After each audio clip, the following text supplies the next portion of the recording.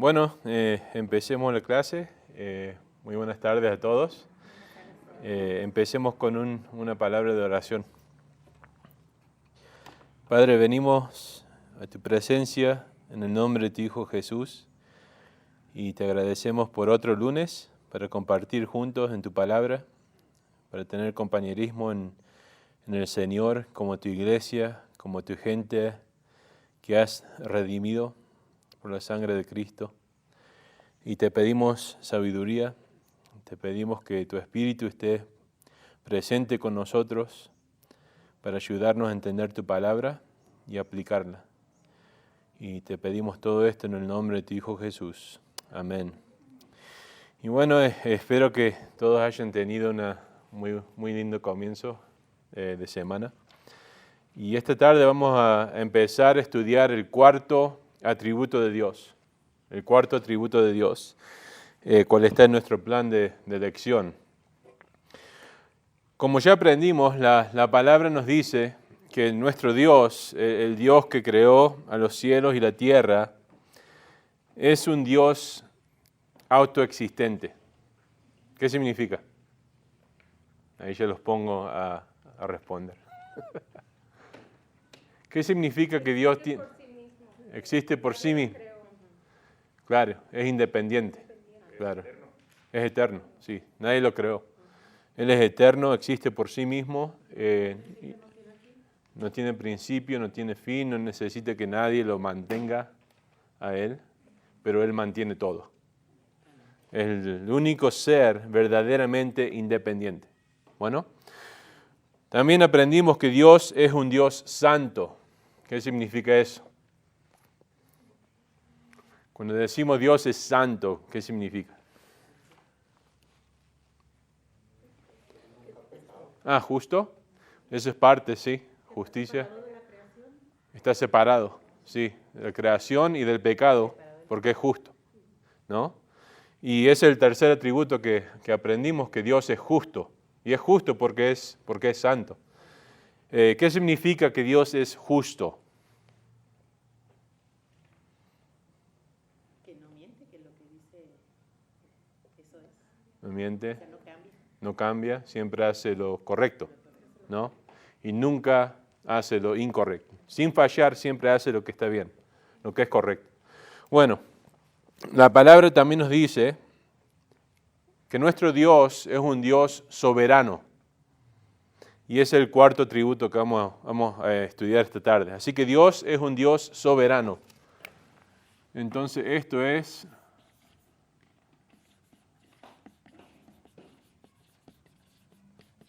la soberanía de Dios. Soberanía de Dios. ¿Qué significa la palabra soberanía o soberano? ¿Qué definición me darían ustedes? Que él puede hacer lo que él le plazca o... Ajá, ¿sí? está sobre todas las cosas. Ajá. Sobre todas las cosas. Sí, está bien. Pero hay muchas respuestas por eso. ¿Algo más? Que Dios es único. ¿Es único? Bueno. Como independencia, ¿no? Sí, eso es parte, sí. Cuando decimos que Dios es soberano, la palabra la podemos definir de esta manera, si lo quieren escribir. La soberanía es autoridad y poder supremo.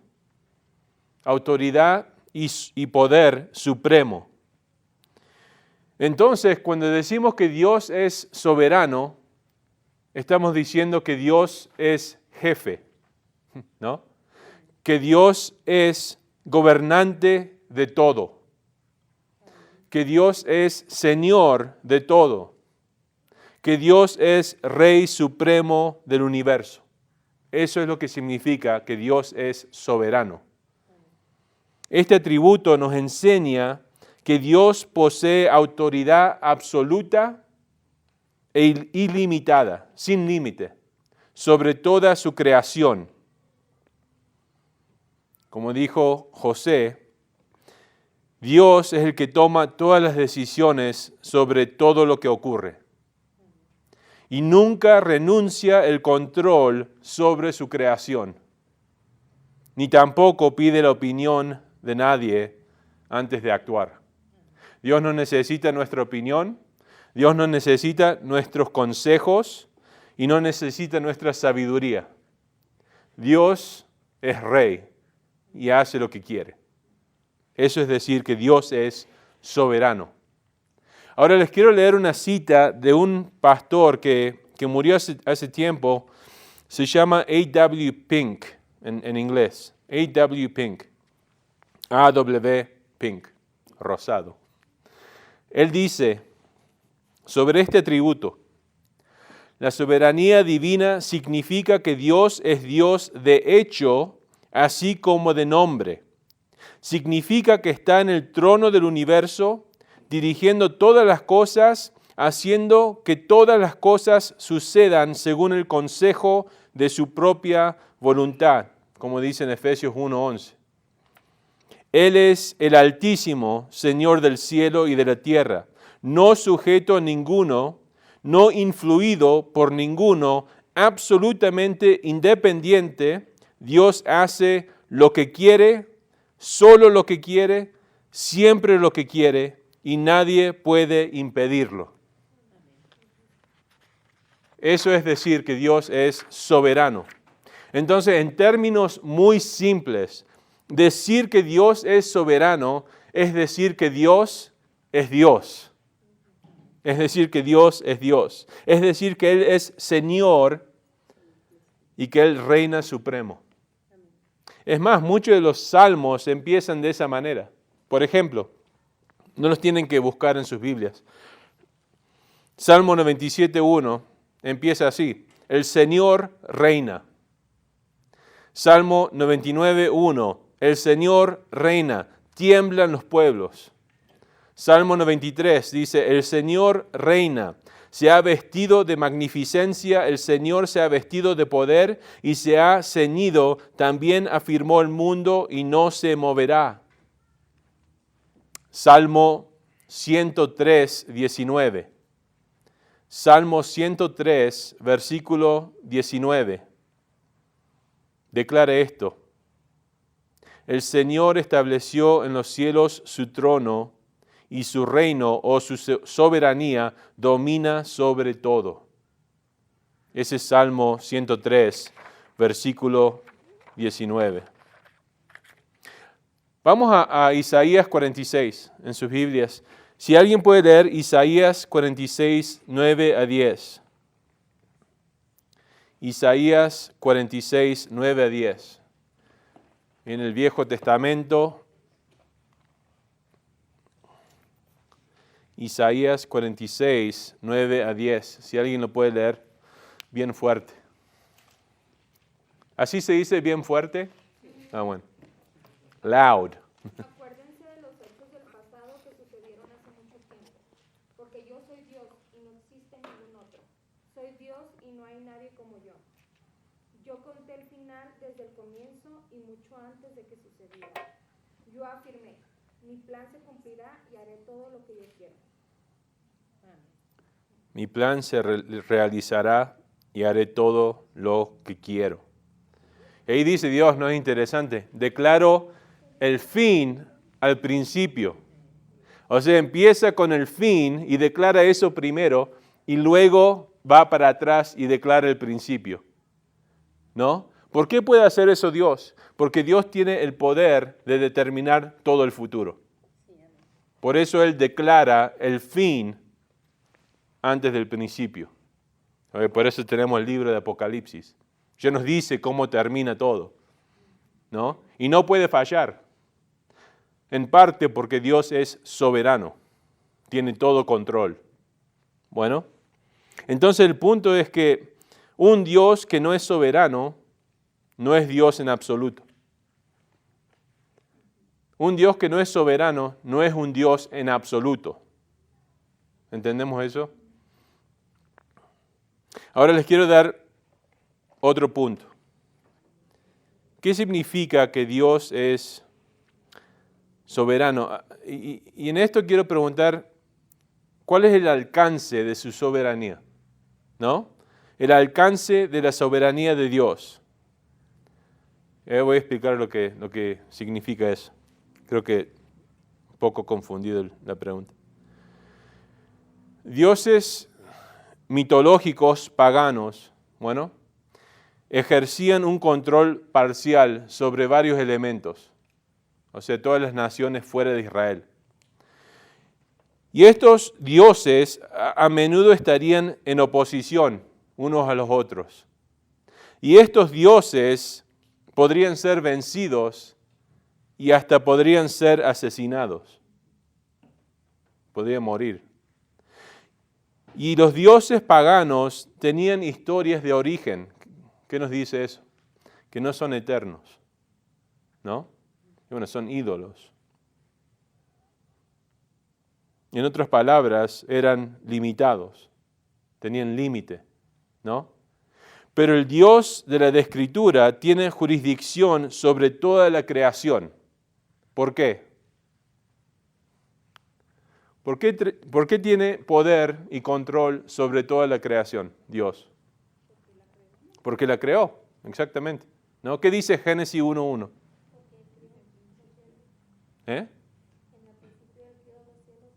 Sí, cielos y la tierra.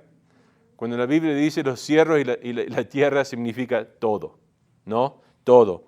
Y por eso es que Él puede gobernar todo. Porque si Él creó todo hablándolo a la existencia, ¿no? Ciertamente tiene la capacidad y el derecho de controlar todo eso. Incluso a la gente, ¿no? Incluso a la gente, personas. Y eso es precisamente lo que encontramos en las Escrituras.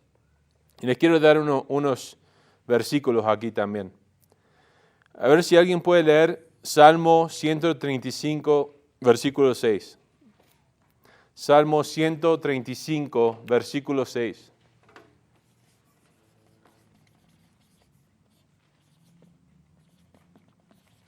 Yo tengo calor. ¿Hace calor?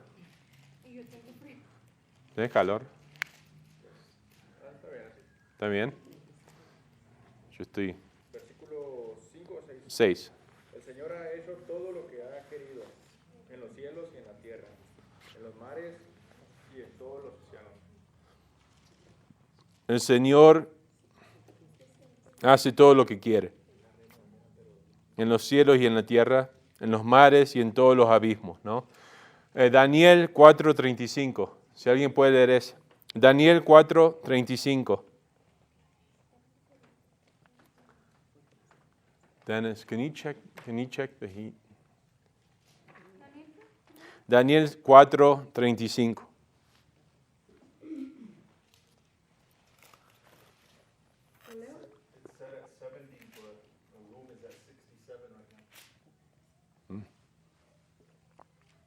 ¿Sí? Todos los habitantes de la tierra son considerados como nada, mas Él actúa conforme a su voluntad en el ejército del cielo. Y entre los habitantes de la tierra nadie puede detener su mano ni decirle qué has hecho. Él hace según su voluntad en el ejército del cielo, en los habitantes de la tierra. No hay quien detenga su mano y le diga, ¿qué haces? Nadie puede cuestionar a Dios cuando Dios hace algo, ¿no? ¿Por qué? Porque es soberano. Un teólogo dijo esto. Cuando Jesucristo regrese a la tierra, la segunda venida, va a comenzar a agarrar todas las cosas y decir, mío, mío, mío, mío. O sea, eso no está en la Biblia, pero describe una verdad que se encuentra en la Biblia. Porque si vemos en Salmo 50, 10 a 12, el salmista dice eso. Salmo 50, 10 a 12. El salmista dice, porque mía es toda bestia del bosque, es Dios hablando, no el salmista, es Dios. Porque mía es toda la bestia del bosque y los millares de animales en los collados. Conozco a todas las aves de los montes y todo lo que se mueve en los campos me pertenece. Si yo tuviese hambre, no te lo diría, porque mío es el mundo y su plenitud. O sea, si Dios pudiera tener hambre, Él no te tiene que pedir permiso para entrar a tu casa, abrir tu heladera y sacar comida, porque es de Él. Le pertenece a Él. ¿Y qué quiere decir esto para nosotros, para ustedes y para mí? Para nosotros quiere decir que no somos dueños de nada. No somos dueños de nada. Todo lo que tenemos, todo lo que tenemos nosotros, Dios nos ha confiado por un tiempo. Lo presta, ¿no? Dios nos deja disfrutar de lo que nos da. Él nos deja compartir lo que nos da. Y también nos pone a la prueba. Porque hay gente a las que le da mucho Dios para probarlos. Que qué van a hacer con las cosas que tienen. ¿No? Eso lo vemos en la palabra de Dios también. Pero en fin, todo pertenece a Él. Él tiene el control. Ageo, así se dice, Ageo 2:8. Ageo 2:8. En Ageo 2:8, ahí anoto ese porque es más difícil de encontrar. Ageo 2:8. Dios dice esto: mía es la plata y mío es el oro, dice el Señor de los ejércitos. O sea, en otras palabras, no es tu dinero. No es mi dinero, es el dinero de Dios, ¿no? Y ahora vivimos en una supuesta democracia, ¿no? En este país. Es el gobierno del pueblo, se dice. El gobierno de la gente. La gente elige quién va a gobernar, quién no va a gobernar. Y lo que no nos gusta en la carne, como gente, es la idea de tener un monarca, un rey. Pero eso es exactamente lo que Dios es, lo que nos muestra la palabra. Dios es rey, no es alguien que ha sido elegido a su puesto por gente, ¿no? Él es soberano en toda capacidad. Entonces, en última instancia, no tenemos control de nuestras vidas, ¿no? No tenemos control sobre nuestras circunstancias. No tenemos control sobre lo que va a pasar, lo que no va a pasar en nuestras vidas. No tenemos control. Y a la gente eso no le gusta. Porque como gente nosotros queremos tener control sobre nuestras vidas. Y cuando no tenemos control, ¿qué pasa? Nos enojamos. Pero como cristianos tenemos que realizar que Él está en control. Yo no controlo nada.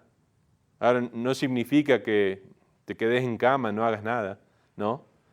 Pero en fin de hacer todo lo que puedes hacer en tu vida, lo dejamos en las manos de Dios. En cualquier cosa.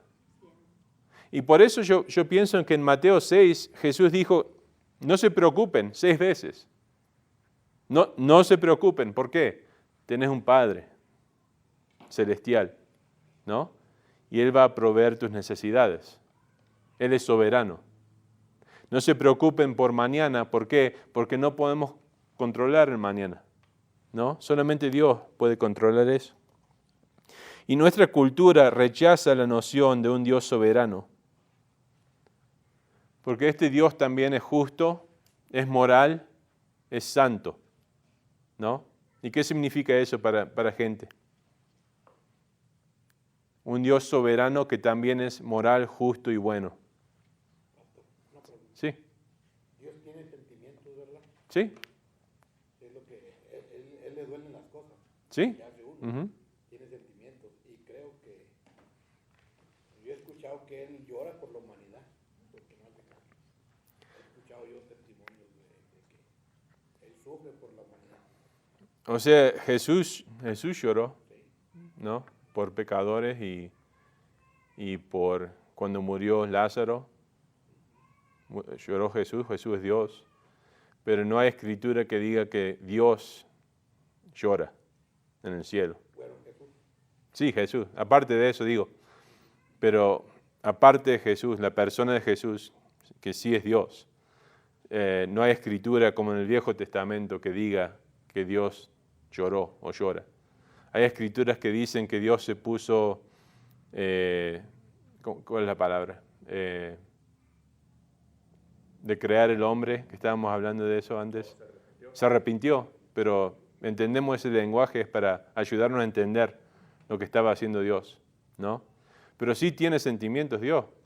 Y eso es parte de ser creado en su imagen, es que tenemos sentimientos como Él. Podemos amar, ¿no? Podemos enojarnos, eso es lo que significa ser creado en la imagen de Dios. Hay gente que piensa que ser creado en la imagen de Dios es que Dios se parece a nosotros, que tiene cuerpo y manos, ¿no? Ahora, en la persona de Jesús sí, pero eso no es lo que significa ser creado en la imagen de Dios. Es tener sentimiento, ¿no? Es poder pensar, conocimiento, eso es lo que significa. Pero dice a su imagen y semejanza, ¿no? Uh-huh. Creados a su imagen. Sí, sí, pero la imagen no es una imagen corporal, sobre lo que está hablando eso. Es la imagen en el sentido personal. Lo que nos hace persona no es que tenemos un cuerpo. Lo que nos hace persona es nuestro espíritu y nuestros pensamientos, nuestra voluntad, nuestro conocimiento. A eso se le refiere la persona, ¿no? ¿Se entiende? Eso es la persona. Esa es nuestra persona. Y eso es lo que significa ser hecho en su imagen. Ahora no sé dónde estaba. Y la cultura rechaza a un Dios soberano que es justo y bueno y santo. ¿Por qué? Porque eso les dice que no van a escapar con nada. Porque si Él es soberano, tiene control y es justo y santo y bueno y ellos rompieron su ley, significa que no se van a escapar con nada. Que en fin, una vez que mueran, van a estar delante de Él. Y ya está, afuera de Cristo. Porque es soberano, porque tiene control. Es un rey. ¿No? Eso es lo que significa. Por eso la gente rechaza el señorío de Dios, que es soberano, que es rey. La gente lo encuentra restrictivo eso. ¿No? ¿Por qué? Porque nosotros queremos ser señores, rey de nuestras propias vidas. ¿No? Y de eso vamos a aprender el sermón que viene, porque sobre eso habla Pablo en Filipenses 2. Que en fin, toda rodilla y toda lengua va a confesar que Jesús es Señor. ¿Por qué? Porque es soberano, ¿no? Pero hoy en día, como dije ayer, o en el de inglés lo dije, hoy en día la gente no reconoce que Él es Señor, pero no significa que no es Señor. Un día todos van a reconocer. Los que lo aman a Jesús lo van a reconocer con gozo, ¿no?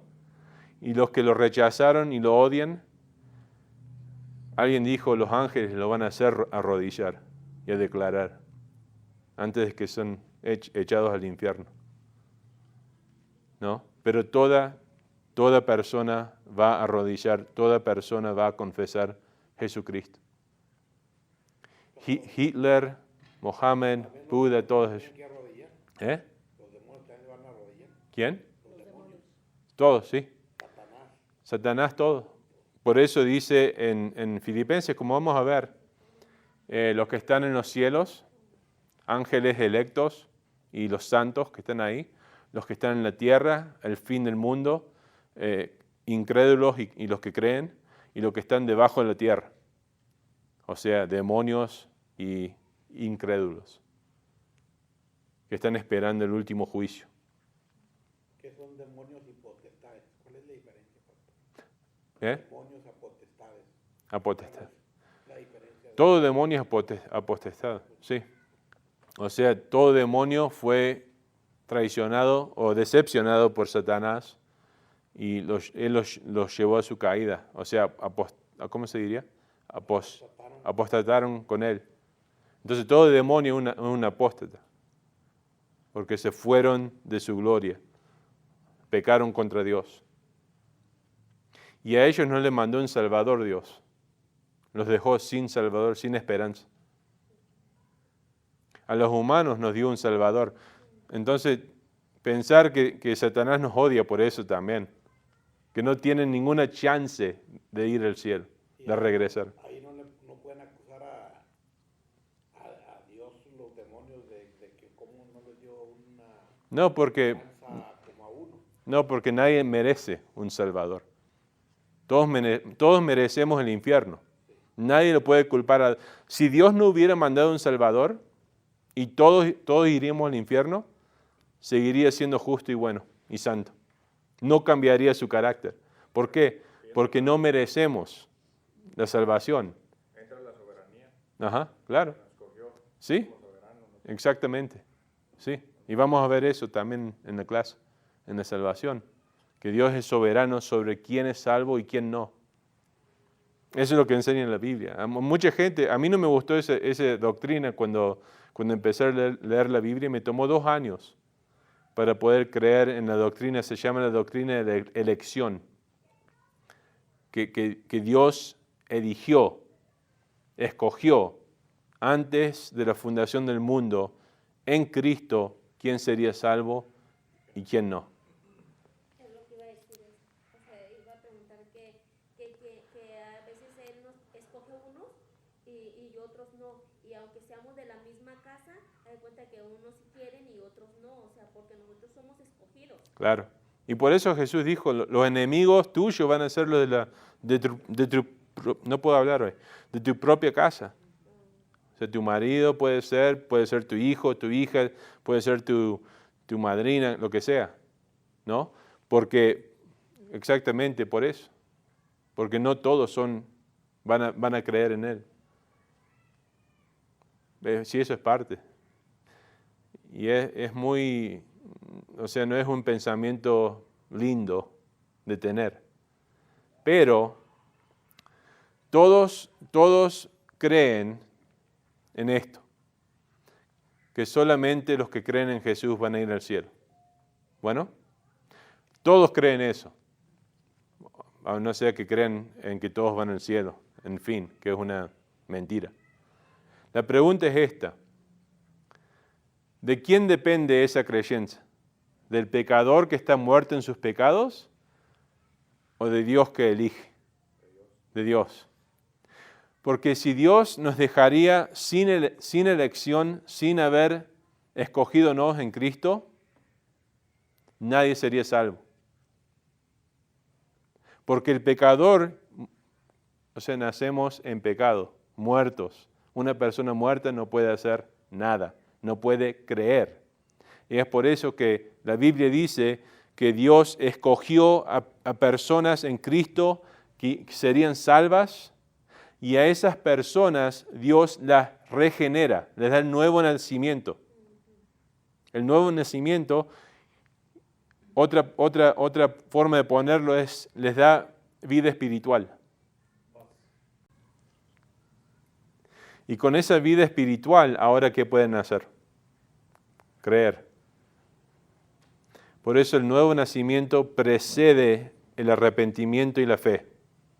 Y es así que podemos decir que hasta nuestra salvación, nuestro arrepentimiento, nuestra fe es regalo de Dios. Porque Él hace la obra primero en nosotros. ¿Se entiende? Él nos regenera primero. Pastor, en el libro de Romanos dice que todo el que confiese con su boca será salvo. Sí. Entonces, ¿como que se anula esa escritura? ¿O cómo? No, porque ¿quién confiesa? El que Dios escogió. ¿Sí? Por eso en Romanos 8 dice, todo aquel que Él escogió, los predestinó. Los que predestinó, los llamó. los que llamó, los justificó. Los que justificó, los glorificó. Se llama la cadena de oro de la salvación. Es una cadena porque no se puede romper. Toda persona que Dios escogió en la eternidad va a ser salva sin fallar. Iban a ser cristianos ustedes, sí o sí. Pero en el plan de Dios era cuándo y cómo. Y vamos a ver cómo su soberanía juega en eso también. ¿No? Está así en control Dios, sobre todo, hasta la salvación. ¿Se entiende? ¿Otras preguntas antes de que avancemos? Hay otra escritura, pastor, que dice, no sé si entre también aquí, que dice que Él escoge de lo más vil y menospreciado para avergonzar a los sabios. Eso también entraría aquí, ¿verdad? En la soberanía, porque, o sea, Sí. hay mucha gente que se cree que está muy cerca de Dios, supuestamente. Sí. Y Él agarra a alguien de la calle y lo usa mejor que esa persona que está cerca de Dios. Y sí, claro, y esa es la historia con los fariseos. ¿No? Sí, más que nada, la palabra dice que Dios escoge lo que el mundo odia. Escoge, o sea, cuando estábamos en la clase de gimnasio en la escuela, que te escogían, ¿no? El último, sí, el último, el más chiquito, el más débil, el menos interesante, con menos sabiduría. ¿Para qué? Para que cuando esas personas hagan algo para Dios, no puedan decir yo lo hice. Dios me usó a mí. Pues ahí entra la escritura de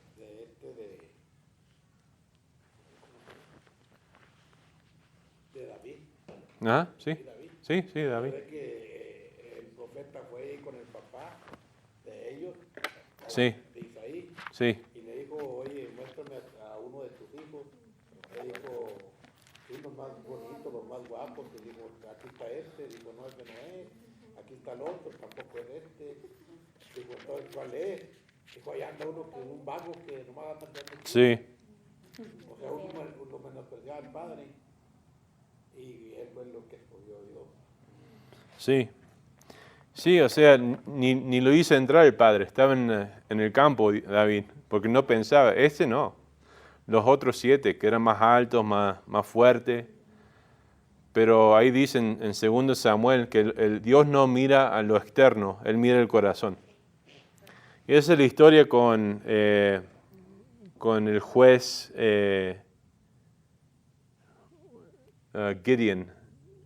Gedeón, ¿no? O sea, Dios le aparece y ¿qué le dice? ¿Sabe valiente? Sí, es un chiste. Dios es gracioso de vez en cuando, ¿no? Así, sos valiente, ¿no? Mira, soy el menor de mi familia, somos la peor familia en el pueblo. y esa es la gente que elige Dios, ¿no? Y hasta Samson, ¿se dice? Samson. O sea, cuando ustedes piensan sobre Samson, ¿qué imaginan? Músculo, grande, como dijo un predicador, un Arnold Schwarzenegger judío.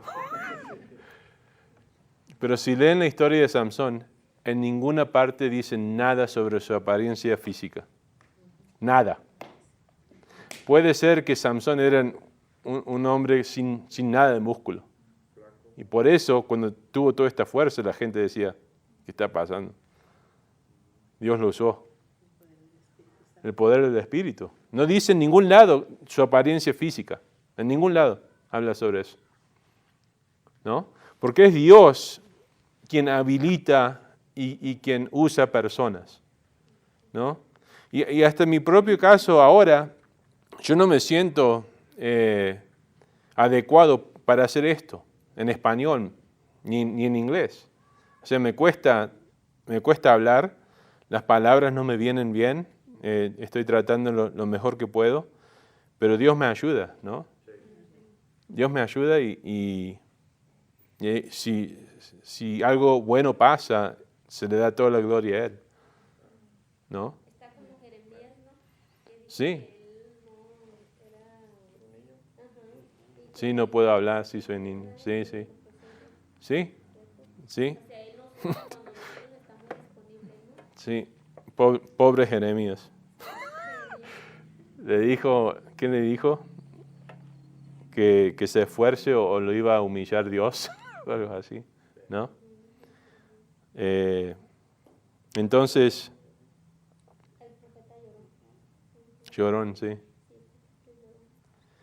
Y luego tenemos a Jonás, ¿es Jonás? Jonás. A Jonás. Mucha gente dice que no fue a Nínive se dice, Nínive, porque tenía miedo. No tenía miedo Jonás. Jonás sabía que Dios podía salvar y no quería que sean salvos. Era egoísta. Los odiaba. En ningún lado dice que tenía miedo de ir a Nínive. Es lo opuesto. Él tenía confianza en Dios. Por eso no quiso ir. ¿No? Por eso no quiso ir. Entonces Dios reina a nivel macro, lo grande, y micro, ¿no? Hasta lo chiquito. Dios tiene el control sobre el curso de las galaxias. Y solo continúan las galaxias, ¿así se dice? ¿Galaxias? Okay. Porque son sostenidas por el poder de su palabra, dice la palabra, ¿no? Dios las mantiene ahí.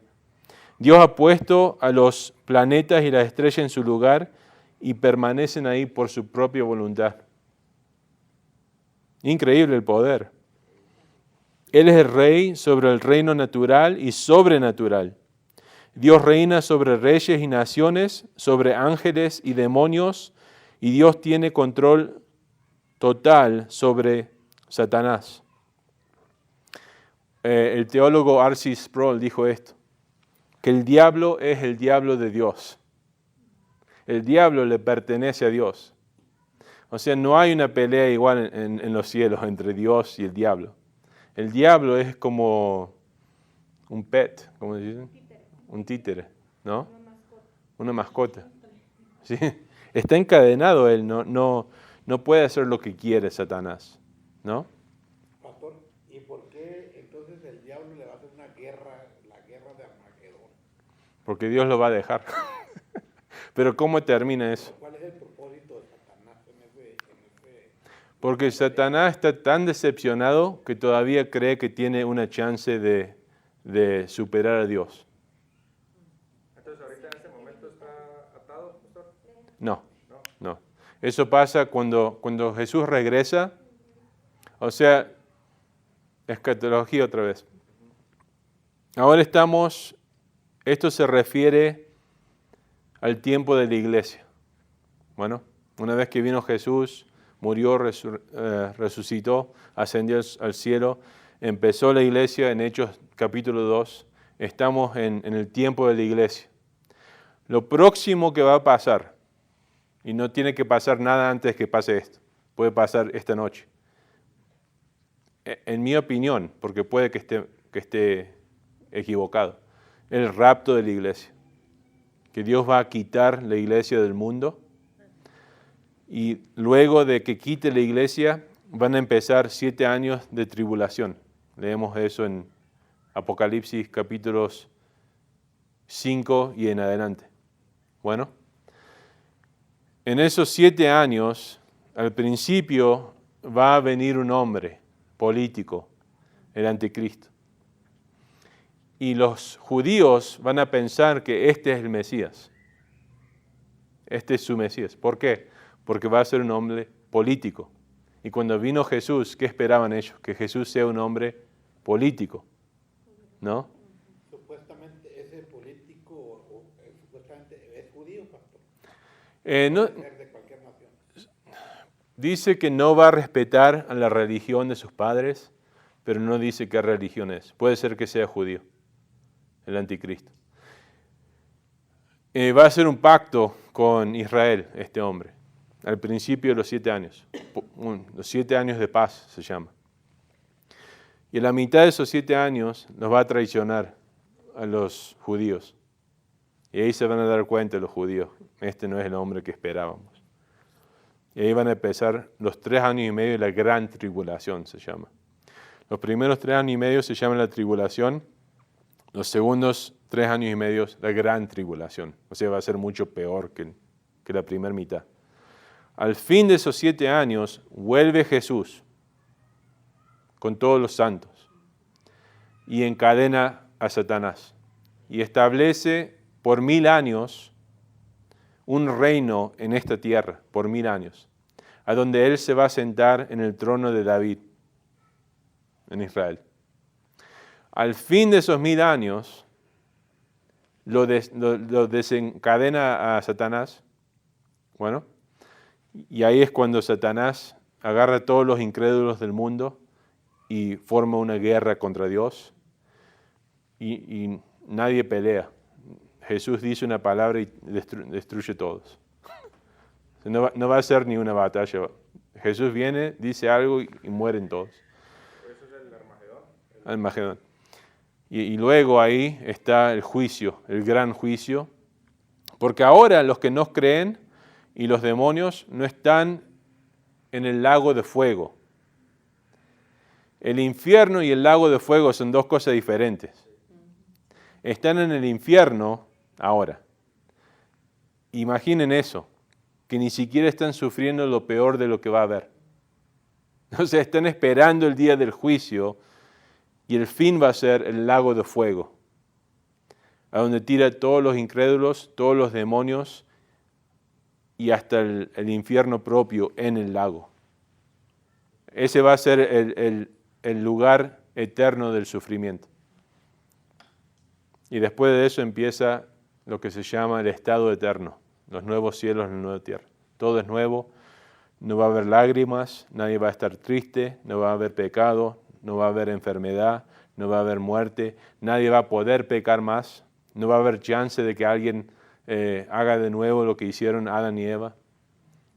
Va a ser un estado eterno, sin pecado, con gloria y gozo para siempre, para siempre y para siempre.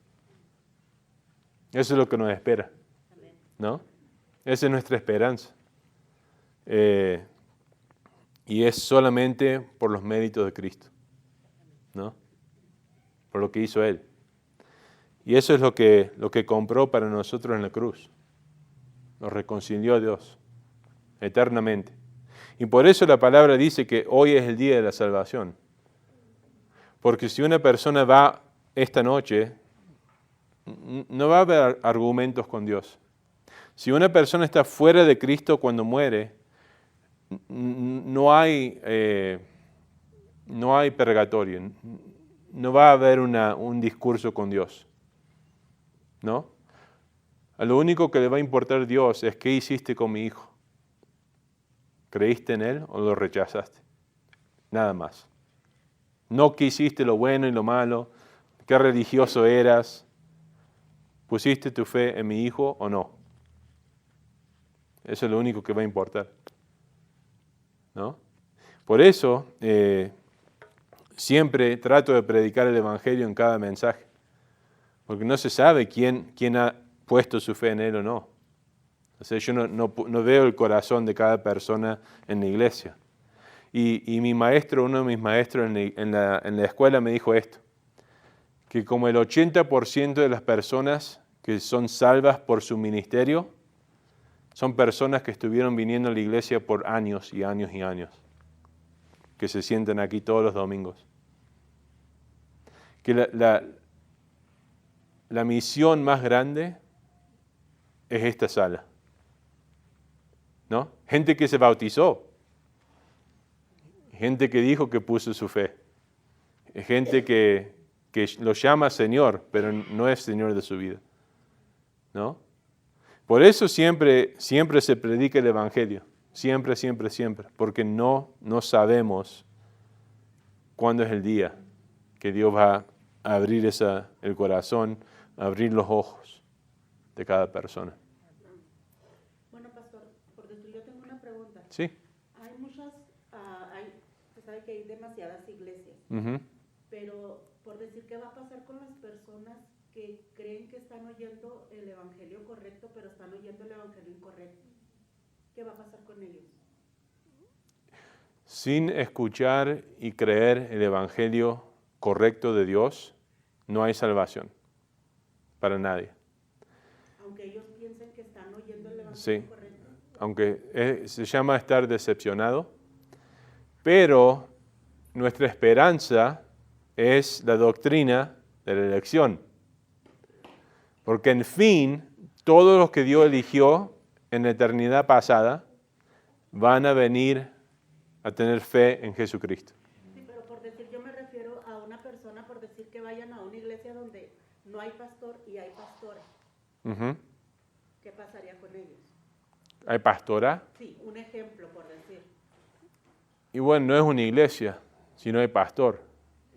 Pues sí, pero usted sabe que hay iglesias donde ahí está la pastora es la que se sube al púlpito. Sí, son iglesias degeneradas. Por eso, a lo que yo me refiero, una persona Ujú. que supuestamente esa persona va y cree lo que la pastora le está diciendo, Ujú. y ella piensa que está siguiendo lo que el evangelio Claro. dice. Y bueno, Esa persona está confiada en lo sí, que la pastora le está está diciendo, confiada en una mentira. en una mentira. Sí, y es igual con toda otra religión. Por eso decimos que si una persona tiene confianza en budismo, ¿cómo se dice en español? Budismo, ¿no? ¿Qué vamos a decir? ¿Que porque estaban decepcionados pueden ir al cielo? ¿Porque creían que estaba en lo correcto? No.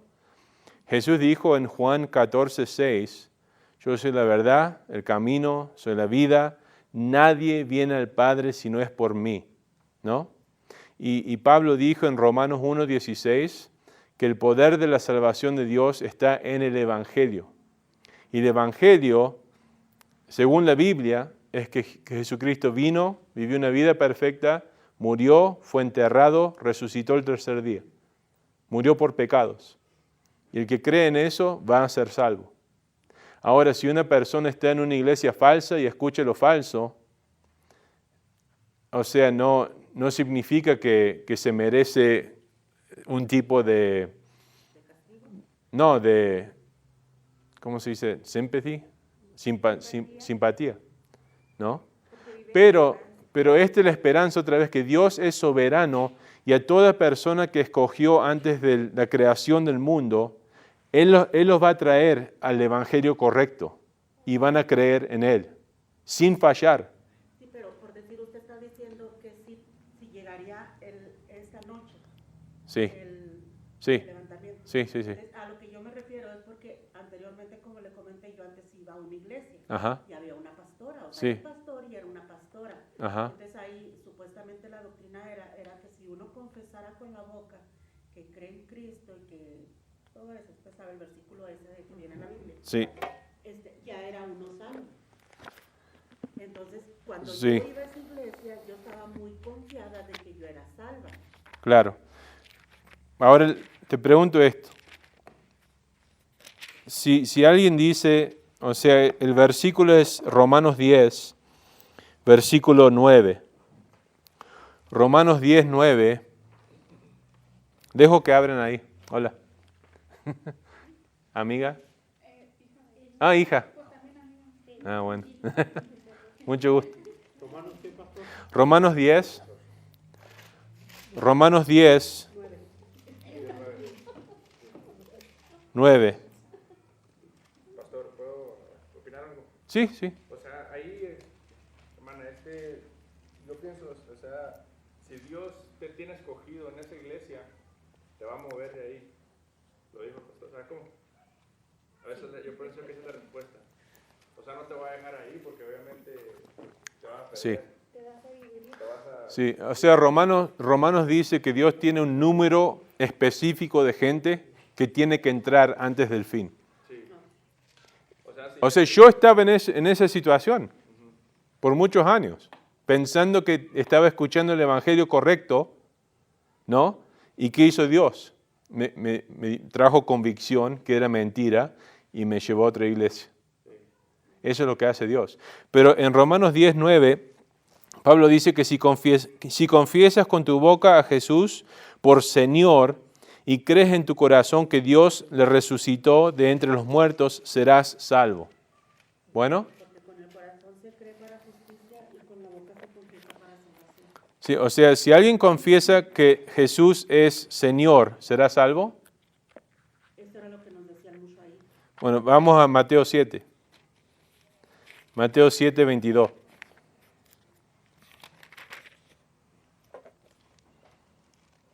Y 23, si alguien lo puede leer. Mateo 7, 22 a 23. Muchos me dirán en aquel día, Señor, Señor, ¿no profetizamos en tu nombre? ¿En tu nombre no echamos demonios? ¿Y en tu nombre no hicimos muchas obras poderosas? Entonces yo les declararé, nunca les he conocido. Apártense de mí, obradores de maldad. Declarar que Jesús es Señor salva a nadie. ¿No? Muchos van a venir en ese día, dice él, y me van a decir ¿qué? Señor, Señor. Como dije antes, ya fuimos por esto. Jesús no está hablando aquí sobre ateos o agnósticos o budistas. Está hablando aquí sobre gente que pensaba que era cristiano o cristiana en el mundo. Me están diciendo Señor, Señor, ¿no? No hicimos esto, eso por ti en tu nombre. ¿Qué les voy a decir? Apartaos de mí los que practican la iniquidad. La evidencia que Jesús es Señor de tu vida, ¿cuál es? Tener fe en Él. No. Fruto. Obediencia. ¿No? Porque en el Evangelio Jesús dice, ¿por qué me llaman Señor, Señor y no hacen lo que digo? Si me amas, van a hacer lo que digo. Si me amas, vas a hacer lo que mando. ¿No? Así que si no hay vida santa, obediencia a su palabra en tu vida, y si uno persiste en pecado sin arrepentir, no es Señor de tu vida. Y si no es Señor de tu vida, tampoco es Salvador de tu vida. Hay mucha gente que cree esto, que yo puedo hacer a Jesús mi Salvador y 20 años después lo puedo declarar Señor de mi vida. Si quiero, no es necesario. O sea, puedo creer en Jesús, tener fe en Él y ser salvo y luego puedo vivir en pecado. 20, 30 años, lo que quiera, para disfrutar del pecado, del mundo, de todo eso. Y después, si me conviene, puede ser mi Señor. La Biblia dice no. Si Jesús no es tu Señor, no es tu Salvador. Porque no podemos dividir a la persona de Jesús. No podemos tomar esta parte de Jesús, voy a dejar ¿no? Y tomo esta parte. Esta me gusta, esta parte me gusta. Sí quiero ir al cielo, no quiero ir al infierno. Pero no quiero que Él sea soberano sobre mi vida. Y muchos cristianos están en esa posición hoy. Mucha gente piensa ser cristiana porque leyeron Juan 3:16. Yo creo, soy salvo. A ver, mostrame el fruto. Sigue leyendo 18. Sí, 18. O sea, Juan 3, 16 a 18. Le decía yo a alguien, hermano, porque me decía que sí, que ella sí cree en Jesús, en el sacrificio que hizo. Le digo, ¿y has leído la Biblia? Porque sé cómo anda. Sí. Dijo, ¿no? Sí, Digo, bueno, comienza a leerla, le digo, para que mires lo que Dios quiere de ti. claro. ¿Verdad? Y ahí vas a conocer más de Él para andar en su camino y obedecerle, que es bien importante. Ujú. Ok, hijo, voy a empezar. Ya le dije que empezara en el Evangelio de Juan. Ajá, sí. Dijo, voy a hacer. Porque sí, muchos dicen, sí, yo sí creo, Sí, pero no leen la Biblia. sí, O sea, no lo conocen sí. verdaderamente. Sí, exactamente. Si alguien te dice que cree en Jesús, pregúntale, ¿cuál? Sí, ¿Qué Jesús? Porque hay muchos. Jesús el Salvador, pero no, Señor, ese no es el Jesús de la Biblia. ¿No? Jesús que es un Dios creado, ese no es el Dios de la Biblia. Jesús que es el medio hermano de Satanás, como dicen los mormones, ese no es el Jesús de la Biblia. ¿Ves? Hay que preguntar, ¿cuál Jesús? ¿No? ¿Cuál Jesús? ¿no? Y hasta lo dicen, sí, el que fue crucificado. Pero nomás hasta ahí lo saben. No, sí, o sea, cualquiera sabe que vino, murió en una cruz, pero como vimos la semana pasada, la gente no entiende el aspecto legal de lo que hizo Jesús en la cruz. ¿Por qué tuvo que morir? ¿Por qué Dios no solamente puede perdonar sin alguien muerto en una cruz? Porque Dios es justo. Pero también dicen que todos somos hijos de Dios. ¿Quién dice eso? Pues la gente dice, Sí, todos somos hijos de Dios. o sea, eso dice en un versículo en Hechos, pero en ese contexto, siempre hay que ver, significa solamente que Dios creó todo humano. En ese sentido, todos somos hijos de Dios, ¿no? Creación. Pero ¿cómo somos adoptados hijos de Dios espiritualmente? Por medio de Cristo. Por medio de Cristo y nada más, ¿no? Entonces, vocabulario, ¿no? Hay que entender lo que la gente está diciendo con las palabras que usan. Porque mucha gente usa términos cristianos bíblicos, pero si les apretas un poco, ¿qué significa? Ah, no, entonces no tenés el Evangelio. O si creo en Jesús, bueno, si morís hoy, ¿a dónde vas? ¿Al cielo? Al cielo. ¿Por qué? Porque soy buena persona. Si dicen esto, porque creo en Jesús y soy buena persona, Evangelio diferente. Porque acepté a Jesús en mi corazón. Sí. Si es Jesús, porque Jesús y no sos salvo. Es porque Jesús y Jesús nada más. Por lo que hizo Él, ¿no? Pero, otra vez, la fe verdadera, la Biblia dice que requiere que nos sometamos al señorío de Jesús, ¿no? Así que nos preguntamos, pregúntense, ¿es Jesús Señor de mi vida? ¿No? Tengo que parar para la cámara. Entonces, Dios reina sobre la naturaleza, el reino animal, reina sobre los asuntos de la humanidad, reina sobre cada evento y situación en la historia del mundo, y Él reina en la vida de todo ser humano, ¿no? Él es soberano sobre la vida y la muerte, sobre la salud y la enfermedad. Dios es soberano sobre quién es salvo y quién no, cuándo es salvo, sobre los medios que conducen a su salvación, sobre el tiempo y el lugar de la salvación. Dios es soberano. Dios puso a esa persona delante de ti, quien vendría a convidar el Evangelio contigo. No hay accidentes con Dios. No hay buena suerte, mala suerte con Dios. Como cristianos no podemos decir eso. No existe la suerte, la karma. Solamente un Dios soberano en su trono, que dirige a todo evento. A todo evento. Y eso da mucha paz. Eso da mucha paz. Charles Spurgeon dijo que este atributo de Dios para un cristiano es la almohada sobre la cual puede descansar a la noche.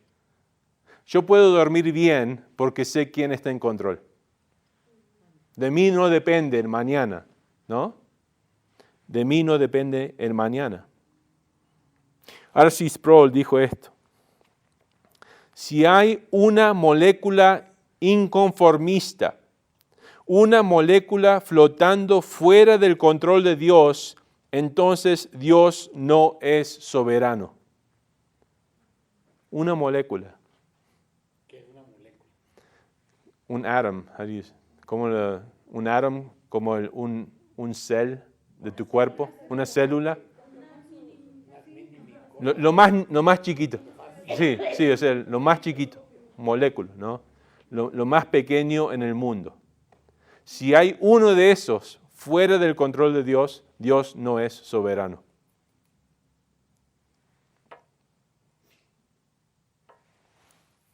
Pero la palabra dice que es un déspota, un rey. Sienta en su trono celestial. Entonces, no es que, o sea, en nuestro idioma, mucha gente dice, pasa lo que pasa. ¿no? Escuchen, pasa lo que pase, que pase lo que pase, lo que tenga que pasar, pero no es así. La Biblia dice, pasa lo que Dios dice que pasa. Pasa lo que Dios determina que pase, ¿no? Entonces, para el resto del tiempo les quiero dar unos versículos. Evidencia bíblica para la soberanía de Dios. Evidencia bíblica para la soberanía de Dios. Y vamos a empezar desde lo macro, lo grande, a lo más chico. Bueno, Dios es soberano sobre la creación, el universo. Salmo 103, 19. Ya lo leímos antes, lo leo una vez más. Salmo 103, versículo 19. Dice, el Señor estableció en los cielos su trono y su reino domina sobre todos. Es soberano sobre la creación. Número 2. Dios es soberano sobre los ángeles elegidos. Es soberano sobre los ángeles elegidos. Es decir, los 2/3 de los ángeles que no apostataron. Los ángeles buenos. Apocalipsis 7, versículo 11.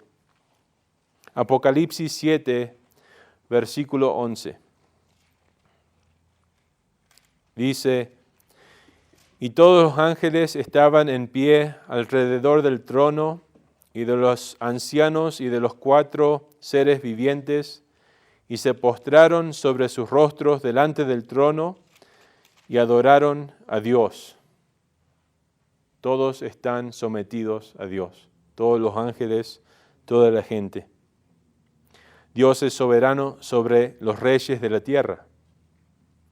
Los reyes de la tierra. Daniel 2:21. Daniel 2:21. Dice esto.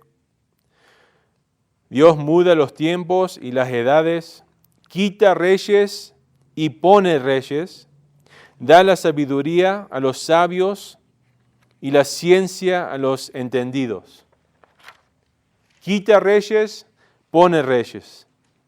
También Proverbio 21, versículo 1.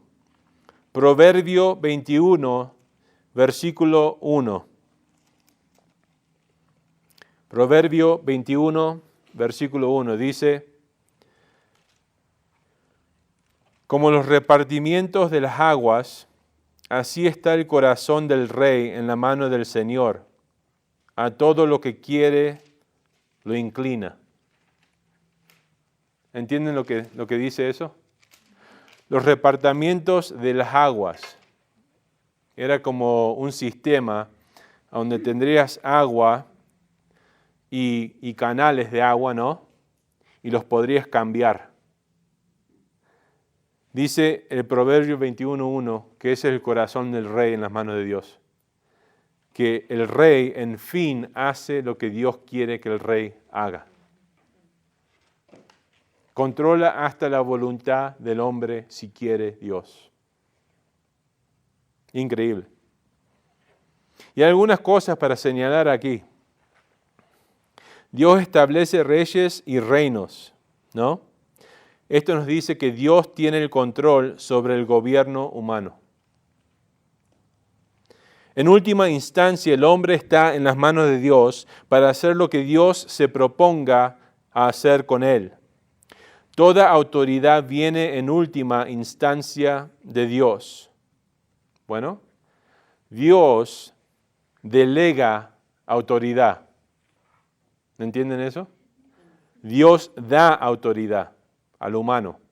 Por ejemplo, en la creación, en Génesis 1:28, Dios les dio autoridad ¿a quién? Para gobernar el mundo.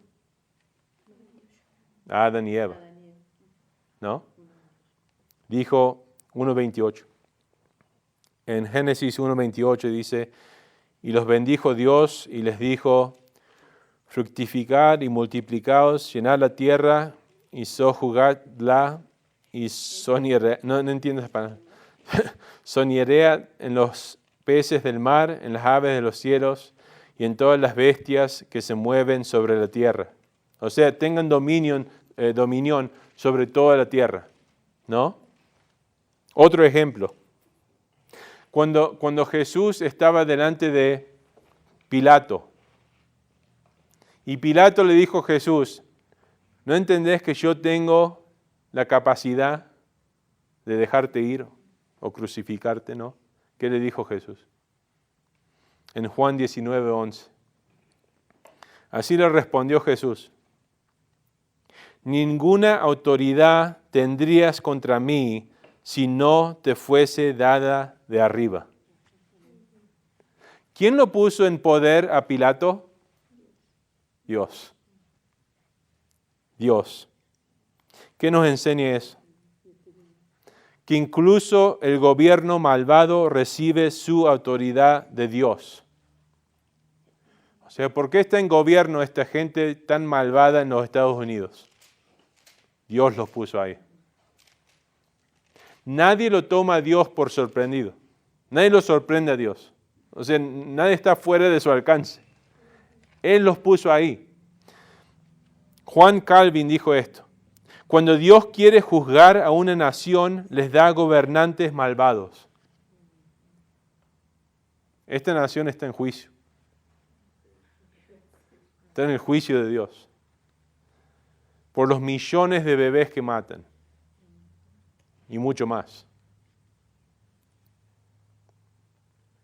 Dios los pone. Eso es lo que vemos en el Viejo Testamento, ¿no? Dejó que entren reyes degenerados a Israel, porque Israel pecó.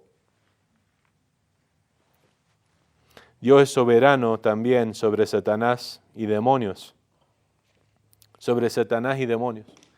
En Job capítulo 1 vemos a los hijos de Dios, dicen los hijos de Dios se presentaron delante de él. Los hijos de Dios en ese contexto son ángeles. Y también viene ¿quién? Entre ellos, Satanás, ¿no? Y esto es interesante. Pensamos sobre Job, ¿no? ¿Quién puso el enfoque sobre Job? Dios. Satanás no vino a Dios y le dijo, yo quiero meterme con Job y arruinar la vida. Dios dijo, no, ¿consideraste a mi siervo Job? Él le puso la luz a Job. Increíble. Y después le da ¿qué? Autoridad a Satanás, pero limitada. Le puedes sacar todo, no le quites la salud. Luego le puedes quitar la salud, no lo mates. Está encadenado Satanás. Puede ir a lo largo de la cadena de Dios. ¿No? En todas cosas Dios es soberano. Necesitan demonios, Satanás necesitan permiso de Dios para hacerte cualquier cosa a ti. No tienen control así suelto. O sea, Satanás no puede venir a hacerte algo lo que él quiera. Tiene que ir primero a Dios. Pero eso es al cristiano, ¿no? Al cristiano, no, y también a los incrédulos.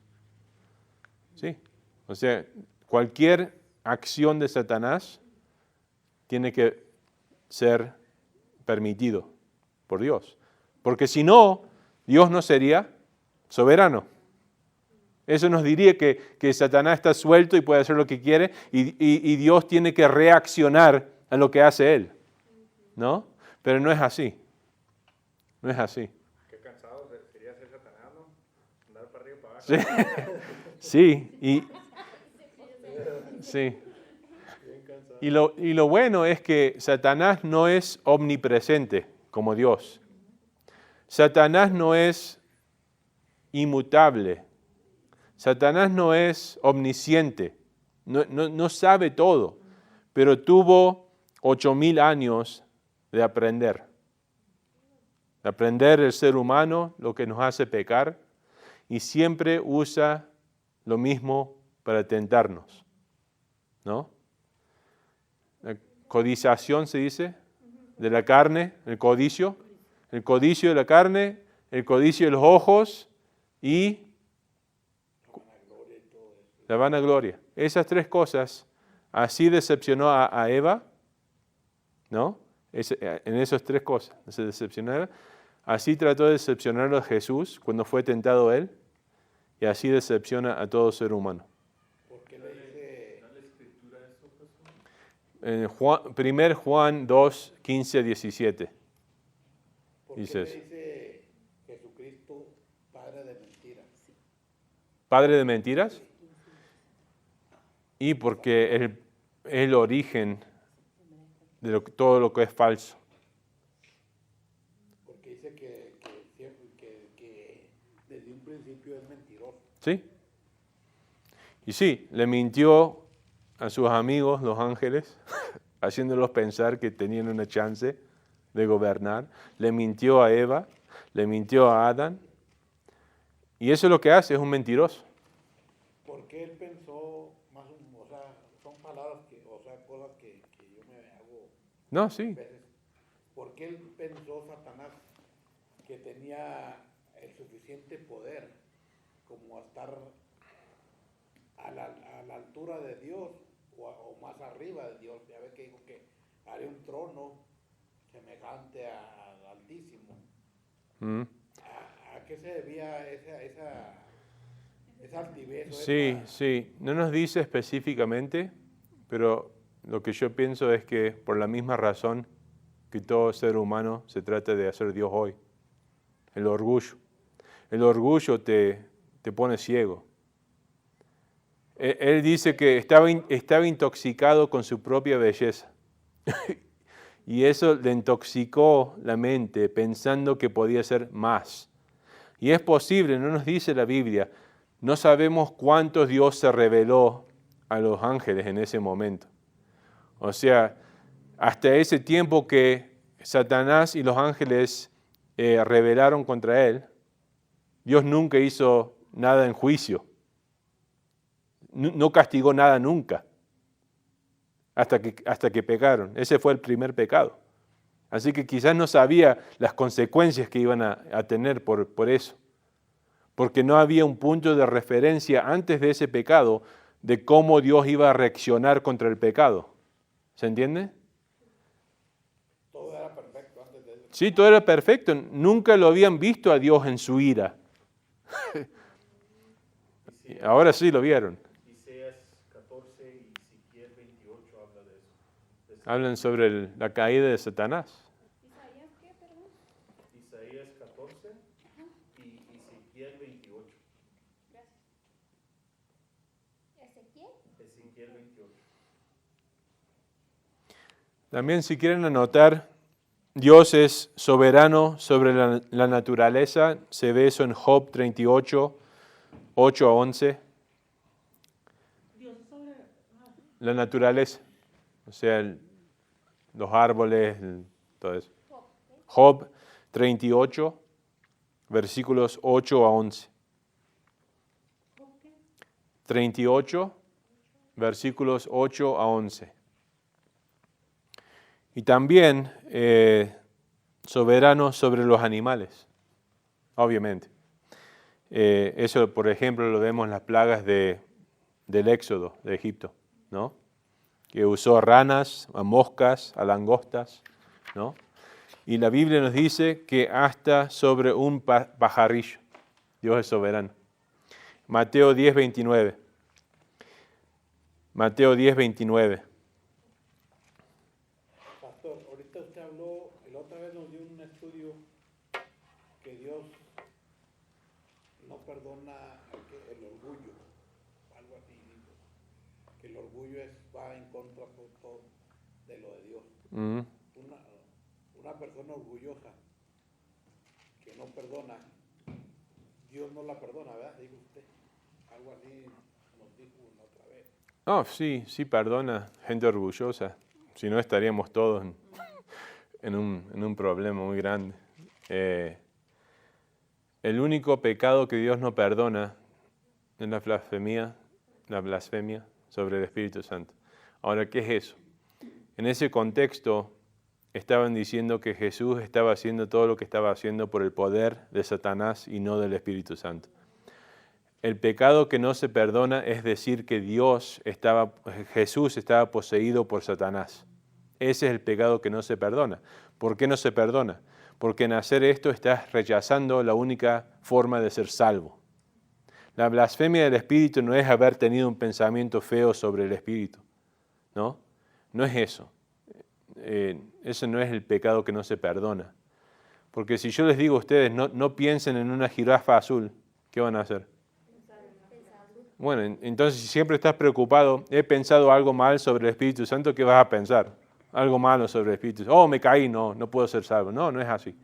En Marcos nos dice que el pecado que no se perdona, es decir, que Jesús hizo todo lo que hizo, no por el poder de Dios, pero por el poder de Satanás, de Beelzebul. ¿Se entiende? Y alguien dijo que una persona que esté preocupada de haber cometido ese pecado, claramente no está perdida. Porque la gente que comete ese pecado no le importa. Lo están rechazando a Jesús. Así que un cristiano no puede cometer ese pecado porque creyó en Jesús y cree que Jesús es Dios. Y si una persona no cree que Jesús es Dios, no puede ser salva. Es Dios hombre, ¿no? Jesús les dijo a los fariseos, si ustedes no creen que yo soy Él, Yahweh, Dios, van a morir en sus pecados, les dijo. ¿Por qué? Porque los fariseos rechazaban que Él era ¿quién? Dios. ¿Se entiende? Ese es el pecado. Pero es soberano hasta sobre un pájaro. En Mateo 10:29, ya casi termino con las notas, Jesús dice, ¿no se venden 2 pajarillos por un cuarto? Con todo, ni uno de ellos cae a tierra sin vuestro Padre. Es decir, ni un pájaro se muere aparte de la voluntad de Dios. Es como una hoja del árbol, ¿no? También Sí. que no se cae una hoja del árbol. No, está así encontró Dios, ¿no? A ese nivel. Y finalmente, soberano sobre la salvación. Sobre la salvación, les quiero dar unas escrituras aquí y luego, si tienen otras preguntas, y si no, terminamos y vamos a comer nachos. Sobre la salvación, Dios soberanamente escogió a algunos para la salvación por su propia voluntad antes de la fundación del mundo, antes de crear cualquier cosa. Es decir, Él nos escogió en Jesús antes de que fuéramos creados. Antes de Génesis 1:1, ya escogió Dios quién va a salvar. Efesios 1, 4 a 5. Efesios 1, 4 a 5. Efesios 1, 4 a 5 dice, según Dios el Padre escogió en Él, en Jesús, antes de la fundación del mundo, para que fuésemos santos y sin mancha delante de Él, en amor habiéndonos predestinado para ser adoptados hijos suyos por medio de Jesucristo, según el puro afecto de su voluntad. ¿La voluntad de quién? De Dios. Es más, desde Efesios 1, 3 a 11, creo, Pablo se refiere a la voluntad de Dios 3 o 4 veces. Por su voluntad, por su voluntad, por su voluntad, no la nuestra. ¿No? Hechos 13, 48. El libro de Hechos 13, 48. Hechos 13, 48. Dice, los gentiles oyendo esto se regocijaban y glorificaban la palabra del Señor y creyeron todos los que estaban ordenados para vida eterna. ¿Quién creyó el Evangelio? Todos los que estaban ordenados para la vida eterna, predestinados para la vida eterna, escogidos para la vida eterna. 2 más. 1 Tesalonicenses 5:9. 1 Tesalonicenses 5:9. Can you tell Ash I'm almost done? She keeps looking at me. 1 Tesalonicenses 5:9. Dice, porque no nos ha puesto Dios para ira, él está hablando cristianos, sino para alcanzar salvación por medio de nuestro Señor Jesucristo. Porque no nos ha puesto Dios para ira. O sea, no nos escogió para su ira, pero para su salvación. El último, 2 Tesalonicenses 2:13. 2 Tesalonicenses 2:13. Pero nosotros debemos dar siempre gracias a Dios respecto a vosotros, hermanos amados por el Señor, de que Dios os haya escogido desde el principio para salvación, mediante la santificación por el Espíritu y la fe en la verdad. Dios los escogió desde el principio para la salvación. ¿Desde el principio de qué? De la creación. Y esos son 4. Esta doctrina de elección que Dios eligió a quien va a salvar se encuentra desde Génesis hasta Apocalipsis. Es una doctrina que está en todos lados. No se puede ignorar. Ya ve que estamos aprendiendo de que Dios ya nos escogió a los que van. Uh-huh. Y entonces, ¿seguiremos orando por la familia? Sí.